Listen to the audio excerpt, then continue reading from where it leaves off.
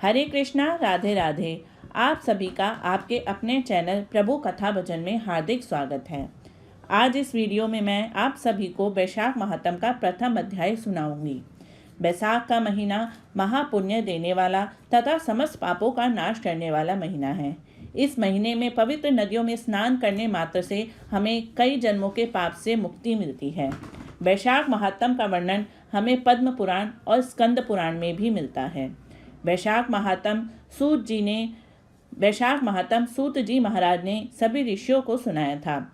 सबसे पहले ये महात्म भगवान विष्णु ने माता लक्ष्मी को सुनाया था, जिसे ब्रह्मा जी ने भी सुना था, और बाद में ब्रह्मा जी ने अपने पुत्र नारद को सुनाया। ये महात्म नारद जी ने राजा अम्बरीश को भी सुनाया था।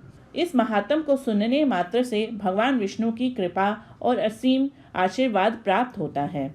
इसलिए पवित्र मन और प्रेम भाव से रोज इस महात्म के एक अध्याय का नियम पूर्वक पढ़ना और सुनना चाहिए। तो आइए शुरू करते हैं पहला अध्याय।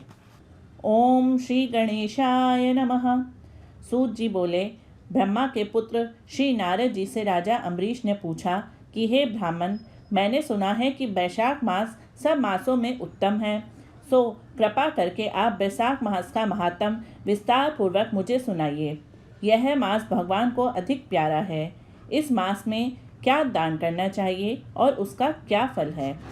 इस मास में कौन से कर्म करने योग्य हैं और उनको करने से कौन से देवता प्रसन्न होते हैं?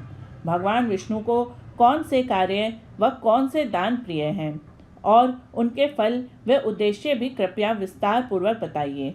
भगवान का पूजन कैसे और किन वस्तुओं से करना चाहिए?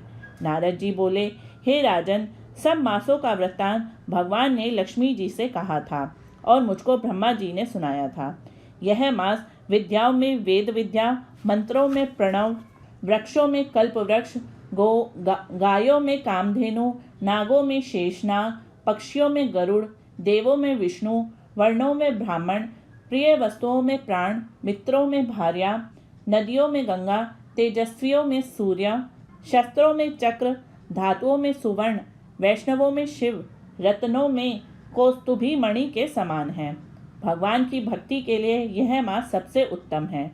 मेष राशि की संक्रांति अर्थात वैशाख मास में जो सूर्योदय से पहले स्नान करता है, उस पर भगवान विष्णु माता लक्ष्मी सहित सदा प्रसन्न रहते हैं।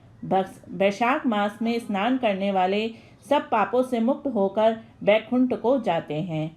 इस मास में सूर्योदय से पहले जो एक बार भी स्नान करके स्नान के निमित्त एक पग भी चलता है, उसको कई अश्वमेध यज्ञों का फल प्राप्त होता है। वैशाख मास में बाहर थोड़े से जल में भी स्नान करने से यम आज्ञा से उसके सब पापों का फल नष्ट हो जाता है। विष्णु भगवान की आज्ञा से वैशाख मास में सूर्योदय से 6 घड़ी तक सब तीर्थों के अधिष्ठाता देवता जल के बराबर मनुष्य के हित के लिए ठहरते हैं, परंतु इस समय तक भी जो स्नान के लिए नहीं आते, उनको श्राप देकर फिर वह अपने धाम को चले जाते हैं। इसलिए वैशाख मास का स्नान अवश्य करना चाहिए। इति श्री वैशाख महात्म पहला अध्याय समाप्तम।